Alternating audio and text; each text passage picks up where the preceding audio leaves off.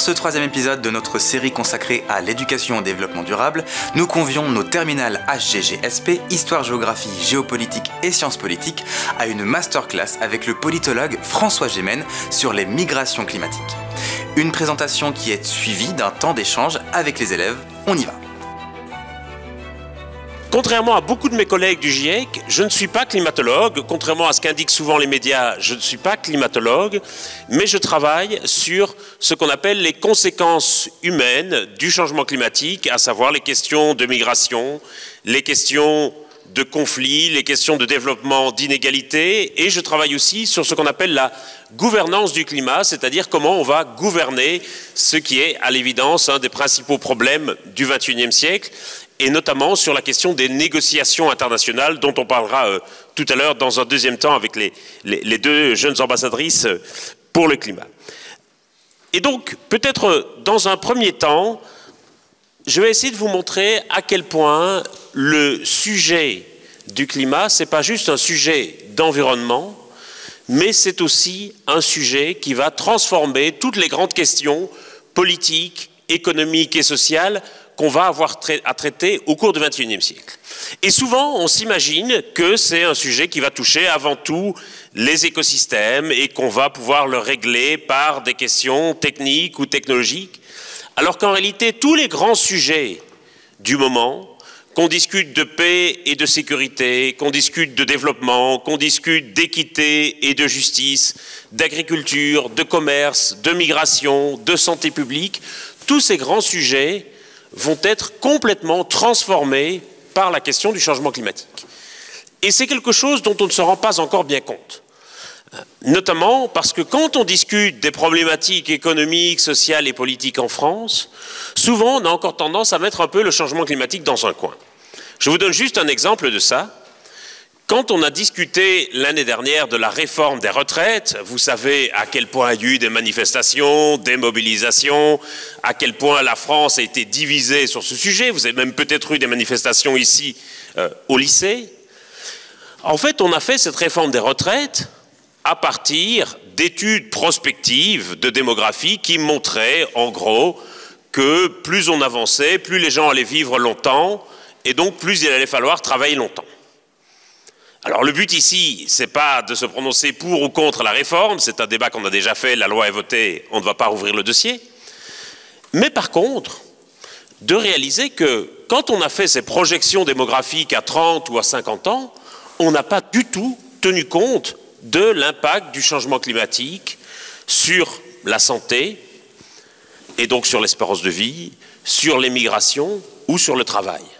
Or, toutes les études montrent, par exemple, que le changement climatique va réduire la productivité des travailleurs, parce que plus il fait chaud, plus il est difficile de travailler et d'être productif, y compris quand on travaille dans un bureau. On a des études, par exemple, qui montrent une baisse des résultats scolaires en lien avec le niveau des températures.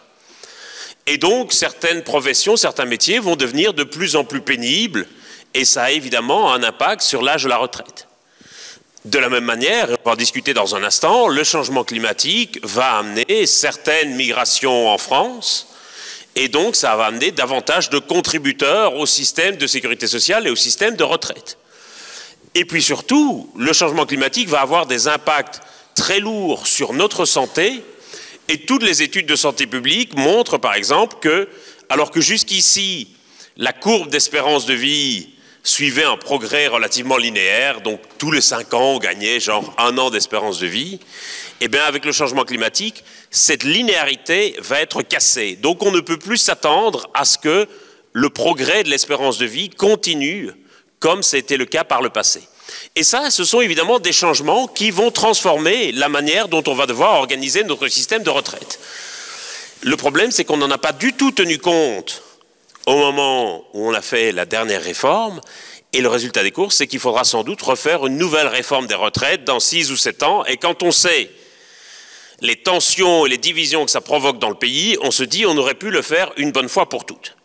Et ce n'est qu'un exemple parmi d'autres. Et évidemment, un des sujets politiques importants qui va être complètement transformé par la question du changement climatique, c'est la question de l'asile et des migrations.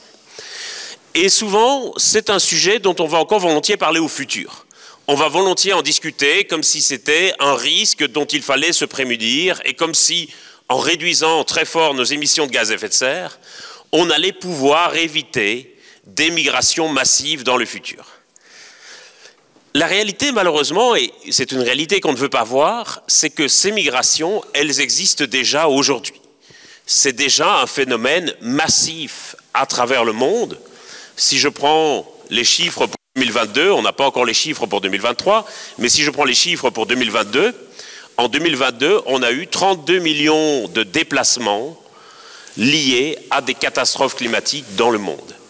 C'est-à-dire des millions de gens qui ont dû se déplacer à cause d'inondations, d'ouragans, d'incendies, de glissements de terrain, de sécheresse, et qui ont dû souvent, assez brutalement et dans la hâte, quitter leur domicile et trouver refuge ailleurs.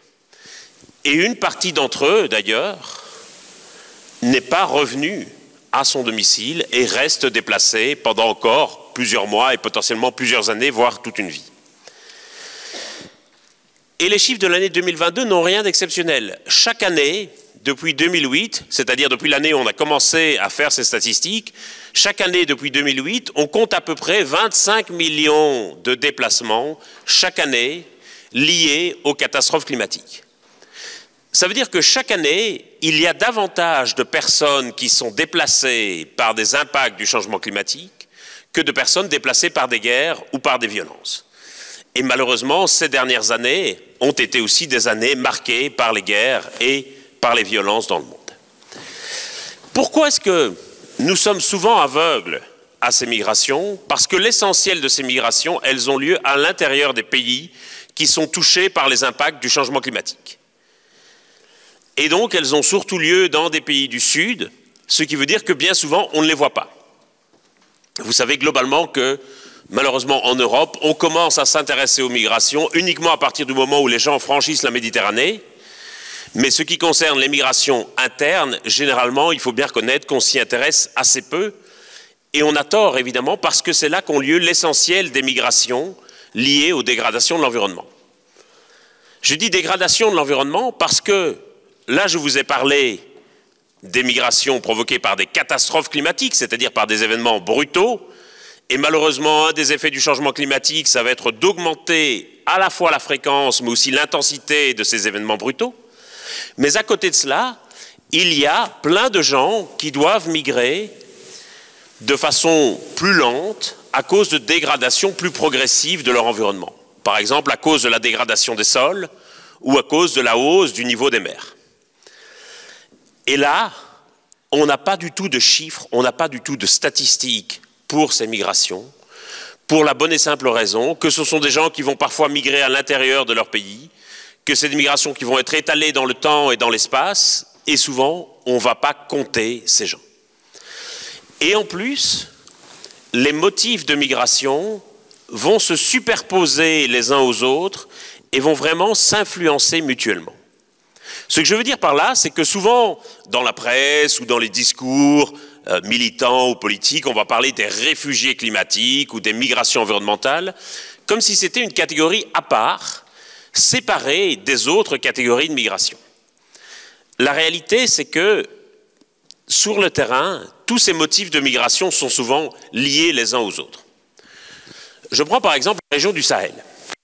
Vous savez qu'aujourd'hui, la région du Sahel, c'est une région qui est victime de déstabilisation politique, qui a eu des coups d'État au Mali, au Burkina Faso et encore dans plusieurs autres pays de la région. Dans cette région, on estime que 70% des familles dépendent de l'agriculture de subsistance comme principale source de revenus. Or, l'agriculture de subsistance, c'est un type d'agriculture qui est très vulnérable à toute variation de la température ou de la pluviométrie. En d'autres termes, dès qu'il va pleuvoir un peu moins que d'habitude, dès qu'il va faire un peu plus chaud que d'habitude, eh bien, les gens, c'est-à-dire 70% de la population, va perdre sa principale source de revenus. Et les familles qui sont confrontées à cette situation, elles vont généralement avoir deux options possibles. Une option, ça va être de se mettre elles-mêmes à la recherche de nouvelles terres Et c'est comme ça que beaucoup des conflits et des tensions pour le moment dans le Sahel sont liés à ce qu'on appelle des tensions foncières, c'est-à-dire des conflits pour l'usage des terres. Les gens vont se disputer l'usage de terres agricoles. Et on est souvent dans des régions où l'État ne parvient pas vraiment à contrôler la situation, où il n'y a pas vraiment de police ni de justice. Et donc les populations locales vont souvent s'en remettre soit à des groupes terroristes comme Boko Haram, soit à des groupes armés liés à la Russie comme le groupe Wagner, dont vous avez sûrement déjà entendu parler, pour assurer l'ordre et la sécurité dans ces régions. Et c'est comme ça qu'on a un vrai problème d'insécurité dans toute la région du Sahel, qui nous concerne aussi. La France a envoyé des troupes pour essayer de sécuriser la région il y a quelques années et ça n'a pas fonctionné. Et donc on a un problème de sécurité qui nous concerne aussi et qui va évidemment produire aussi des migrations à cause de la dégradation des sols et de ce qu'on appelle la variabilité climatique. L'autre solution qui est à disposition des familles, c'est d'envoyer un ou plusieurs de leurs fils à la ville dans l'espoir que ces jeunes gens puissent trouver du travail et puissent ainsi gagner un complément de revenus qu'ils enverront à leur famille. Le problème aujourd'hui, c'est que les villes africaines ont du mal à gérer ces afflux de migrants venus de la campagne, qui ne parviennent plus à trouver de logement, qui n'ont plus accès aux services de santé, surtout qui n'ont plus accès au marché de l'emploi. Et c'est là où on a plein de bandes de passeurs et de trafiquants qui vont mettre le grappin sur ces jeunes gens, qui évidemment sont sous une grosse pression de la part de leur famille, parce qu'ils savent qu'ils doivent absolument envoyer de l'argent à leur famille, sinon leur famille ne va pas parvenir à survivre. Et ces jeunes gens vont tomber dans les mains des passeurs et des trafiquants qui vont les balader un peu partout en Afrique, parfois jusqu'en Tunisie ou en Libye. Et c'est là où, en subissant énormément de mauvais traitements, des violences, des emprisonnements, des viols, certains qui sont vendus comme esclaves sur des marchés aux esclaves, ça existe encore en 2024. Et c'est comme ça que certains d'entre eux vont prendre la Méditerranée en embarquant sur des bateaux extraordinairement dangereux, sur des rafiaux dont beaucoup vont d'ailleurs faire naufrage, et ils vont arriver en Europe.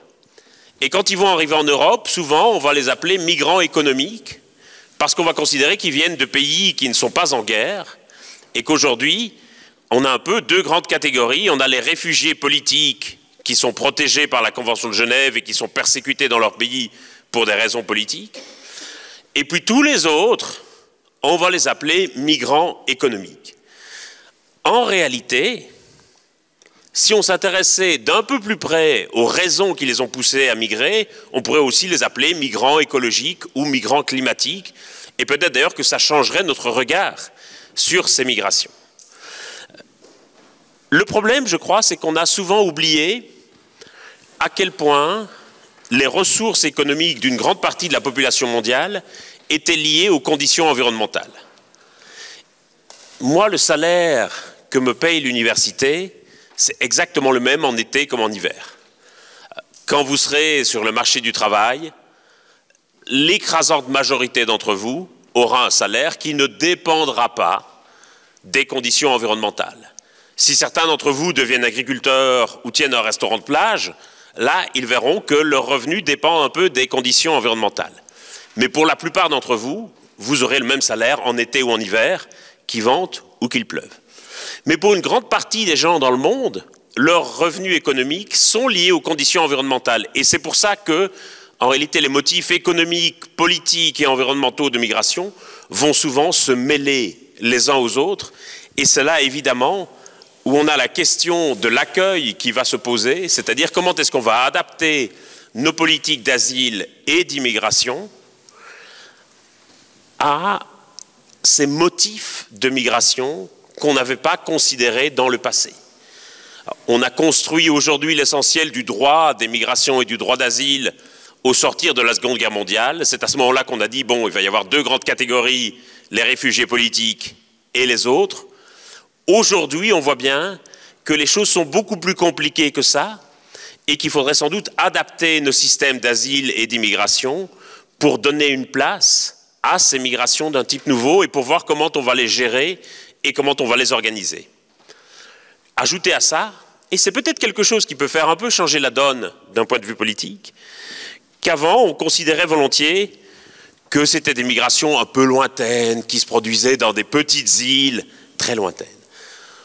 Aujourd'hui, on a un quart des Français, 26% exactement, qui pensent qu'ils vont devoir déménager au cours des 10 prochaines années à cause du changement climatique. Vous aurez vu les inondations ces derniers mois dans le Pas-de-Calais. Vous aurez vu à quel point les gens en avaient marre d'être inondés tout le temps. Et vous aurez sûrement vu des gens à la télévision qui disent « cette fois-ci c'est fini, j'en ai marre, je déménage parce que j'en peux plus ». De la même manière qu'il y a sans doute des gens qui habitent le sud de la France et qui sont un peu âgés et qui vont avoir de plus en plus de mal dans le futur à supporter les fortes chaleurs. De la même manière qu'il y a sans doute d'autres zones qui vont être incendiées et donc des gens qui vont devoir déménager à leur tour. C'est-à-dire que ces migrations qu'on imaginait jadis comme des migrations lointaines qui allaient affecter des populations très très loin, désormais on se rend compte qu'on pourrait se trouver nous-mêmes dans cette situation et c'est quelque chose qui peut-être va faire un peu évoluer notre regard sur ces migrations climatiques parce qu'on va réaliser qu'on peut nous-mêmes potentiellement se trouver aussi dans cette situation. Voilà. Un bref aperçu du sujet des migrations environnementales. Question.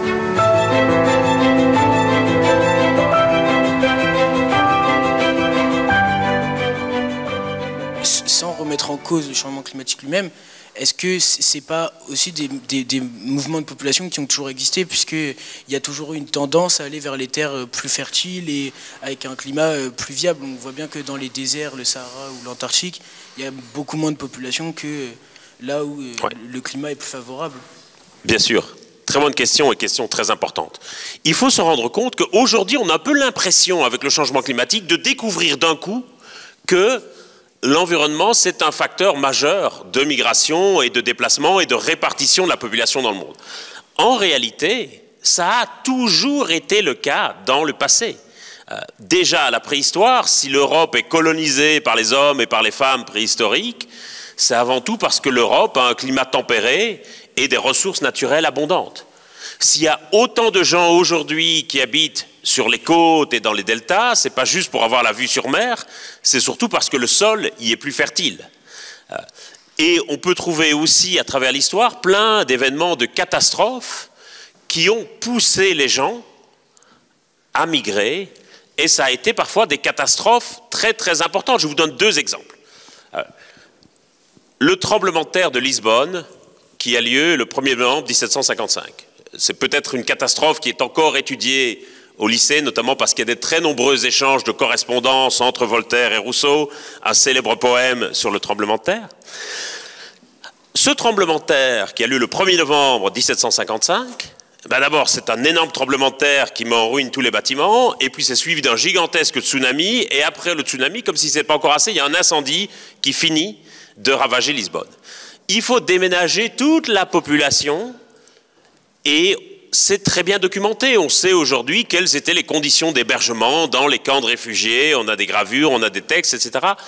Et c'est une catastrophe absolument majeure dans l'histoire du Portugal. Si vous allez à Lisbonne aujourd'hui, il y a encore plein de plaques, de monuments qui célèbrent la reconstruction de Lisbonne et qui marquent cette catastrophe.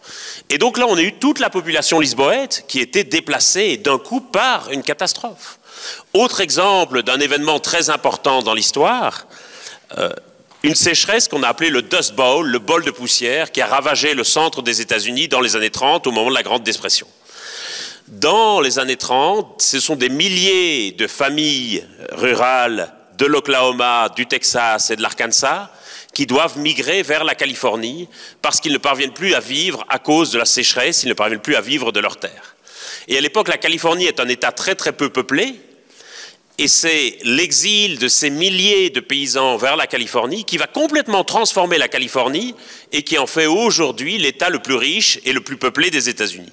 Et leur exode est raconté dans un livre très célèbre, Les raisins de la colère de John Steinbeck, qui à mon époque était lecture obligatoire au lycée, c'est peut-être encore le cas maintenant. Et c'est un des chefs-d'œuvre de la littérature américaine. C'est vraiment quelque chose qui est très connu et qui était très important dans l'histoire de la nation américaine. Mais on a complètement oublié que ces exodes massifs, ils étaient liés à l'environnement. Et donc, bien entendu, aujourd'hui, avec le changement climatique, ça prend d'autres proportions. Et ça pose aussi la question de la responsabilité, bien entendu, parce qu'aujourd'hui, on sait qui est responsable.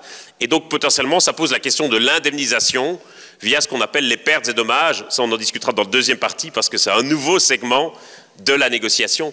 Mais bien entendu, il n'y a rien de vraiment nouveau, simplement, on voit ça sous un autre jour. Et vraisemblablement, le changement climatique va aussi amener une forme de redistribution géographique de la population mondiale, avec des zones qui vont devenir plus ou moins habitables. Et ça, quand on voit les crispations que le moindre dossier d'asile et d'immigration provoque dans nos sociétés, autant dire qu'on n'est pas encore tout à fait prêt à envisager cette idée. Oui, vas-y. En fait, je voulais savoir en quoi le fait qu'on sache que des migrants ne sont pas juste issus d'une migration économique mais climatique changerait notre vision sur la migration. Autre bonne question. Comme je le disais, on a aujourd'hui cette dichotomie, cette séparation entre les réfugiés dits politiques qui sont protégés par la Convention de Genève de 1951 et tous les autres qu'on va appeler migrants économiques.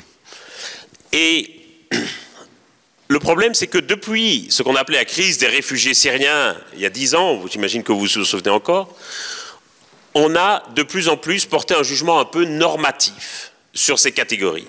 C'est-à-dire qu'on a fait comme s'il y avait d'un côté les bons réfugiés politiques qu'il fallait accueillir et protéger, et de l'autre côté les mauvais migrants économiques qu'on pouvait renvoyer chez eux. Et on a fait comme si l'accueil des réfugiés politiques était conditionné au fait qu'il fallait avoir une politique de fermeture, donc de rejet, par rapport aux migrants économiques.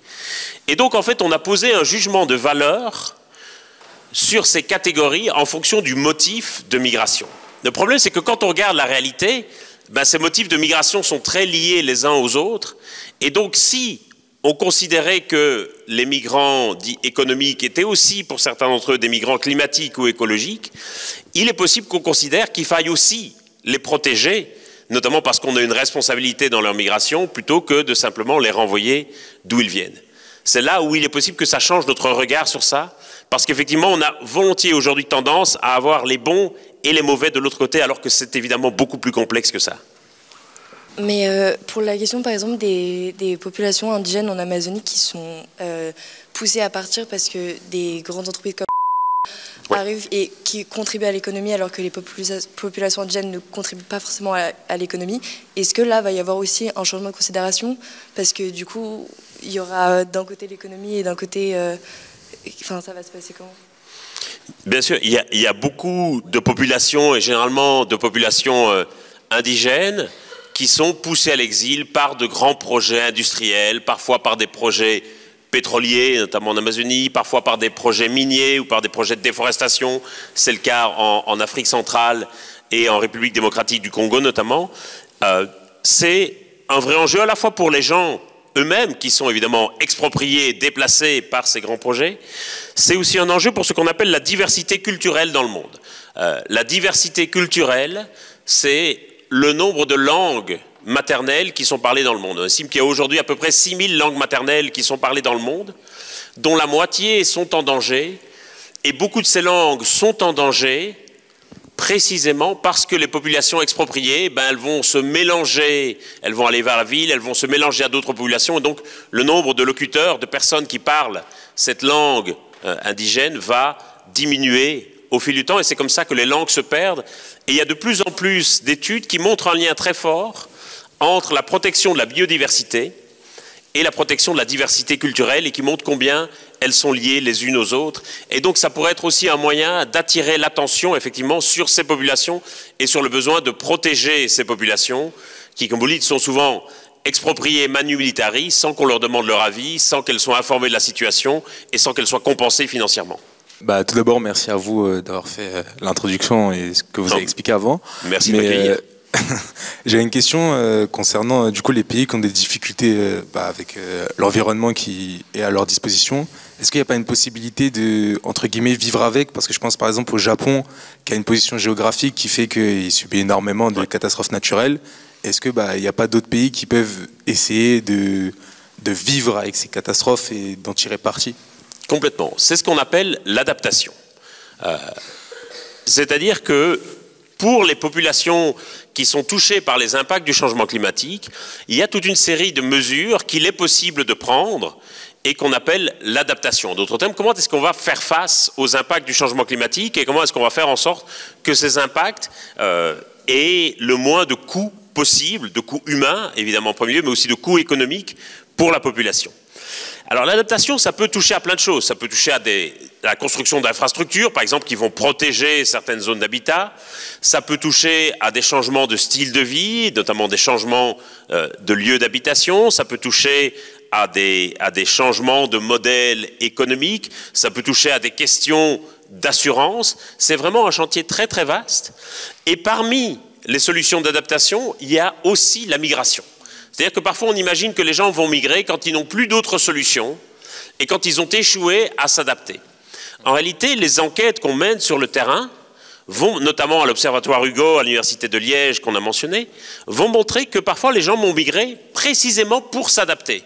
Parce que ça va leur permettre d'avoir un revenu complémentaire, parce que ça va leur permettre d'alléger la pression démographique sur certaines ressources naturelles.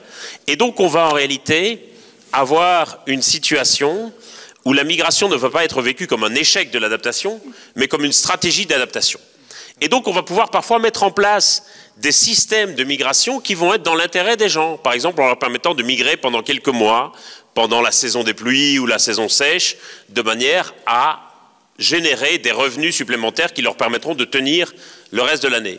Et donc on va de plus en plus essayer d'intégrer la migration dans les politiques d'adaptation, mais bien entendu c'est là où il y a un gros enjeu, qui n'est pas seulement un enjeu pour les pays du Sud, mais qui est aussi un enjeu pour nous. On a longtemps cru qu'on était un peu immunisés face aux impacts du changement climatique, et on se rend compte qu'en fait on n'est pas prêt du tout. Et que donc il y a un gros besoin de développer des politiques d'adaptation. Est-ce que les migrations climatiques, elles ne montrent pas justement que ces gens qui migrent là, ils sont sur le fil de la migration économique parce qu'ils n'ont pas les moyens justement d'adaptation à ces problèmes climatiques et donc ils sont vraiment sur le enfin, c'est à cause de ces problèmes d'économie et c'est pour ça qu'il y a un grand lien entre les deux et voilà. C'est ce qu'on appelle, et c'est un concept qu'on a introduit dans le dernier rapport du GIEC, un seuil de rupture sociale, c'est-à-dire un social tipping point. Et que parfois, pour des gens dont l'équilibre économique est très précaire, en fait, les impacts du changement climatique vont les faire basculer vers la migration. Et c'est va être vraiment le point de bascule qui va faire qu'ils ne vont plus pouvoir rester là où ils sont et qu'ils vont devoir envisager la migration. Et pour le moment, on a un projet de recherche qui s'appelle Habitable, qui est un projet avec 22 partenaires dans le monde, où on essaye de comprendre comment les familles vont prendre la décision de migrer ou de rester. Et on va voir que ça tient beaucoup à leur perception des impacts du changement climatique et à ce qu'ils attendent de la migration. Et que donc, en fait, on est aussi face à des perceptions très, très subjectives, plutôt que face, parfois, à des données objectives où on dirait, voilà, une fois que la température a atteint X degrés ou que la pluviométrie a atteint X millimètres, les gens partent. En réalité, chacun va définir un peu ce qu'est son seuil d'habitabilité, le moment où il peut rester et celui où il doit partir. Oui. Vous parlez de solutions d'adaptation. Mon camarade parlait du Japon tout à l'heure. On sait que le Japon a la force économique de soutenir ces solutions d'adaptation pour les pays plus pauvres comme Tuvalu par exemple. Et est-ce qu'il y a des politiques internationales qui prennent en charge les coûts et notamment des pays plus développés entre guillemets? C'est un gros sujet dans les négociations internationales dont on va discuter, ou dans les négociations internationales on va évidemment discuter de ce que les pays peuvent faire pour réduire leurs émissions ensemble, mais aussi de la manière dont les pays industrialisés doivent financer les politiques d'adaptation dans les pays les plus pauvres, parce qu'effectivement Tuvalu, comme beaucoup d'autres États, n'ont pas les ressources financières du Japon, et donc ont des besoins financiers pour l'adaptation. Et c'est là où ça coince un peu parce que pour le moment, les pays industrialisés ne parviennent pas à aligner l'argent qu'ils ont promis. Et puis il y a encore une troisième catégorie de transfert de fonds, c'est ce qu'on appelle les pertes et dommages, où certains pays considèrent qu'ils vont avoir des pertes et dommages pour lesquels ils ne vont pas parvenir à s'adapter, et que donc là, ils doivent recevoir une indemnisation financière, et c'était une des grandes décisions de la dernière COP à Dubaï. Est-ce que les pays du Sud sont plus touchés que les pays du Nord sur la question environnementale, surtout au niveau économique, dans leur façon, est-ce qu'ils peuvent innover comme les pays du Nord ou ils doivent le faire de façon verte? Oui, très clairement, les pays du Sud sont plus touchés et c'est une des grandes injustices du changement climatique. Les pays du Sud sont plus touchés alors qu'ils sont moins responsables que les pays du Nord. Ils sont davantage touchés d'abord parce qu'ils sont souvent plus exposés. C'est-à-dire qu'on estime que les pays qui sont situés autour de l'équateur, par exemple, sont plus exposés aux impacts du changement climatique que d'autres pays situés dans de plus hautes latitudes. Et les pays qui sont situés autour de l'équateur, vous le savez, c'est souvent des pays en développement. Et puis, ils sont plus exposés aussi parce que souvent, ils ont de moindres capacités d'adaptation, ils ont moins de ressources financières, ils ont moins de ressources technologiques qui leur permettent de s'adapter, d'où l'importance d'organiser des transferts des pays du Nord vers les pays du Sud, pour réparer un peu cette injustice et pour donner aux pays du Sud les moyens de l'adaptation. Oui, j'aimerais vous poser une question un petit peu plus du point de vue historique. On peut parler, enfin certains historiens parlent d'un déterminisme climatique et je voulais savoir ce que vous en pensez puisque là vous parlez justement du tremblement de terre de Lisbonne. On peut aussi parler par exemple de l'hiver de 1709 ou également l'hiver à la veille de la Révolution française. Et donc je voulais avoir un petit peu votre opinion par rapport à ça et les limites un peu de ce déterminisme climatique. Merci beaucoup. Effectivement, il y a eu tout un courant de pensée en histoire, mais aussi en géographie, qui a estimé que les comportements des populations étaient avant tout déterminés par le climat du lieu où elles se trouvaient. Et d'une certaine manière, on estimait que donc on avait un rapport de corrélation immédiate entre tel ou tel climat et tel ou tel comportement. Alors, très heureusement, on a dépassé aujourd'hui ce déterminisme environnemental, notamment dans la géographie, et on a considéré que l'environnement était un facteur parmi d'autres qui allait déterminer tel ou tel comportement. Mais parfois, quand on va faire des sortes de projections sur les personnes qui devraient migrer à cause des impacts du changement climatique, on va retomber dans ce qu'on appelle ce déterminisme environnemental, où on va considérer que tous les gens, par exemple, qui seraient touchés par tel impact du changement climatique devrait automatiquement migrer. Et c'est souvent comme ça qu'on arrive à des projections, on va dire, voilà, il y a X centaines de millions ou de milliards de personnes qui vont devoir migrer dans le futur. La réalité, c'est que, comme le montre notamment le projet habitable que je viens de mentionner, on va avoir, selon les situations économiques, selon la perception du risque, selon l'appréhension de la migration, on va avoir des comportements très très différents d'une personne à l'autre, d'une famille à l'autre, face au même impact environnemental. Et c'est pour ça qu'il est très difficile de dire, voilà, si la température monte de X degrés, on va avoir X millions de personnes. En réalité, ça va beaucoup dépendre des caractéristiques de chacun.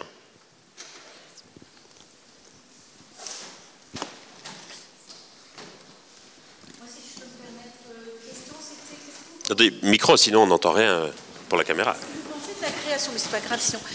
Que pensez-vous de la création d'un statut de réfugié climatique? C'est une question qui est débattue et je voulais un peu votre avis sur ce sujet-là. C'est en effet une question qui est souvent débattue parce que, évidemment, quand on a élaboré la Convention de Genève au sortir de la Seconde Guerre mondiale, on n'a pas du tout envisagé qu'on puisse avoir des motifs environnementaux dans les motifs qui allaient donner lieu à une protection et un statut de réfugié. Et donc aujourd'hui, il y a beaucoup de réflexions qui se disent, tiens, au fond, si on créait un nouveau statut de réfugié, si on créait une nouvelle convention internationale, ou si on créait, si on adaptait la Convention de Genève. Alors, attention avec cette idée, parce que ça paraît parfois comme étant un peu la solution miracle, et en réalité, ce n'est pas une solution qui réglerait le problème dans sa globalité. Et surtout, il n'y a pas aujourd'hui de volonté politique de le faire. Il n'y a pas de volonté politique dans les pays du Nord. Vous vous rendez bien compte qu'aujourd'hui, l'ère du temps n'est pas vraiment à l'extension de la protection et de l'accueil des migrants et des réfugiés. Donc il n'y a aucun pays du Nord, en gros, qui voudrait accueillir davantage. Mais les pays du Sud ne sont pas forcément demandeurs non plus. Notamment certains petits pays insulaires, Tuvalu, Kiribati, etc., estiment que si on faisait un statut de réfugié, ben, d'une certaine manière, ça condamnerait leur population à devenir des réfugiés climatiques et ça risquerait de handicaper les politiques d'adaptation qu'ils peuvent déployer dans les îles. D'autres pays craignent qu'ils ne soient assimilés à des pays producteurs de réfugiés. Et pour beaucoup de pays, être un pays producteur de réfugiés, c'est pas une bonne image. C'est être un État failli comme l'Irak, comme la Syrie. C'est donner l'impression qu'on persécute sa propre population, alors que les pays victimes des impacts du changement climatique disent souvent nous voulons avant tout essayer de protéger notre propre population. Et puis, la dernière objection des pays du Sud qui fait que certains d'entre eux ne sont pas trop demandeurs, c'est qu'ils réalisent que 85% des réfugiés protégés par la Convention de Genève sont hébergés dans des pays du Sud. Contrairement à ce qu'on imagine souvent, l'Europe ne prend qu'une très faible part de l'accueil. Seuls 6% des réfugiés dans le monde sont hébergés dans un pays européen. Et donc, en fait, les pays du Sud se disent, attention, si on fait un statut de réfugié climatique, c'est à nous que va incomber l'obligation d'accueillir ces réfugiés climatiques. Et donc, c'est en fait un truc que les pays du Nord vont nous imposer. Et les pays du Sud, nous, disent qu'ils voudraient surtout de l'argent pour l'adaptation, pour les pertes et dommages, davantage qu'un statut de réfugié climatique, parce qu'ils le voient souvent comme une forme d'obligation qui leur serait faite. Ça ne veut pas dire que rien n'est fait du point de vue de la protection et du point de vue des droits. Et je veux mentionner en particulier une petite organisation internationale qui est basée à Genève et qui s'appelle la Platform on Disaster Displacement, donc la plateforme pour les déplacements liés aux catastrophes, et qui est une organisation internationale qui a vocation à essayer de mieux protéger les droits des personnes déplacées, notamment à partir d'un texte qui s'appelle l'agenda de protection Nansen et qui a été adopté par 110 gouvernements, dont la France, à la fin de l'année 2015. C'est peut-être une question un peu plus personnelle, mais il y a beaucoup d'experts qui parlent d'une nouvelle extinction de masse de par ces changements climatiques qui pourraient créer un effet boule de neige avec des tensions que vous avez évoquées auparavant. Et j'aimerais savoir, vous, votre position là-dessus. Est-ce qu'il faut avoir vraiment une vision optimiste ou pessimiste concernant ce sujet-là? Alors, ici, attention à ne pas mélanger ce qu'on appelle la sixième extinction de masse. C'est un problème lié à la perte de biodiversité, qui est un énorme problème, peut-être même un problème plus grave encore que celui du changement climatique. Et le changement climatique est un des contributeurs à cette érosion de la biodiversité, mais pas le seul. On a aussi les problèmes d'industrialisation, d'artificialisation des sols, de pesticides, d'agriculture industrielle, etc. Tous ces facteurs vont contribuer à la perte de biodiversité. Cela étant, sur le fond de la question, est-ce qu'il y a des raisons d'espérer, est-ce qu'il y a des raisons de rester optimiste? J'ai envie de dire que oui, malgré tout, il y a encore énormément de choses à faire et beaucoup de ce qui va nous arriver au XXIe siècle, c'est-à-dire au cours de nos vies, va se décider dans les 10 prochaines années. Ça veut dire que c'est vous et moi et les personnes qui nous filment et vos enseignants qui allons décider en gros de ce que sera notre futur climatique en 2040, en 2050, en 2060. Tout va se décider maintenant. Donc c'est vraiment maintenant qu'il faut jeter toutes nos forces dans la bataille. Et il y a parfois des moments un peu désespérants. Je ne veux pas cacher que quand je vois la Commission européenne qui recule sur plein de législation environnementale, parfois je me dis qu'on ne va pas y arriver. Quand je vois par contre toute une série de solutions, toute une série d'entreprises qui changent les choses, quand je vois aujourd'hui les montants qui sont investis dans les énergies renouvelables, je me dis que peut-être on va y arriver. Et malgré tout, et on va en discuter, c'est peut-être une bonne transition, on a réussi à infléchir un petit peu la courbe. Au moment où on signe l'accord de Paris, on est encore parti sur une trajectoire à plus 4 degrés d'élévation de la température moyenne mondiale. Aujourd'hui, on est plutôt sur plus 3 degrés. Alors, on n'est pas encore à plus 2 et encore moins à plus 1,5 qui sont les objectifs, mais on n'est plus non plus à plus 4, donc on a quand même parcouru un peu de chemin. Il y a encore une question là-bas. Dernière ? Moi, je m'interrogeais par rapport au contexte des conflictualités actuelles et je me demandais si, déjà en elles-mêmes, j'imagine qu'elles peuvent avoir un impact via l'utilisation de certains produits sur le changement climatique. Et ensuite, je me demandais si la présence de nombreux conflits, enfin, notamment cette année, n'était pas un moyen de rendre secondaire la problématique du climat et de la relayer un petit peu au second plan. Alors, d'abord sur l'impact climatique des guerres, évidemment, il est très très lourd. Et ça peut paraître comme tout à fait secondaire, parce qu'évidemment, on va d'abord s'occuper des victimes civiles de ces conflits.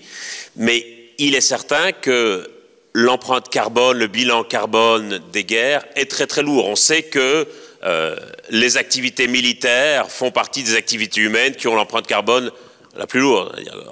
On parle beaucoup des trajets en avion, voire des trajets en jet privé. Il est certain que l'empreinte carbone d'un trajet en avion commercial est infiniment plus lourd que celui d'un trajet en train, que l'empreinte carbone d'un jet privé est encore beaucoup plus lourde par passager que celle d'un avion commercial. Mais si on veut parler des avions de chasse, là on arrive carrément dans une autre dimension par rapport au jet privé. Et évidemment, même si on n'a pas encore fait le coût en demandant ça, évidemment ça aura un coût environnemental très très lourd, parce qu'en plus il faudra reconstruire derrière, et donc ça aura aussi un coût environnemental. Et il est certain que d'une certaine manière, mais c'est le cas de beaucoup d'autres urgences, on a parfois la question climatique qui va passer derrière des urgences humanitaires, en Ukraine, à Gaza, derrière des urgences économiques avec l'inflation, comment est-ce qu'on contrôle l'inflation. Le problème qu'on a parfois, c'est qu'on se dit qu'on a encore beaucoup de temps pour agir face au changement climatique, et que donc on va s'occuper d'autres urgences avant. Et c'est compréhensible, mais le problème, c'est qu'on est aussi face à une urgence climatique, et que chaque année qu'on perd, ben, c'est environ 50 milliards de tonnes de gaz à effet de serre qu'on envoie dans l'atmosphère et qu'on ne récupérera pas.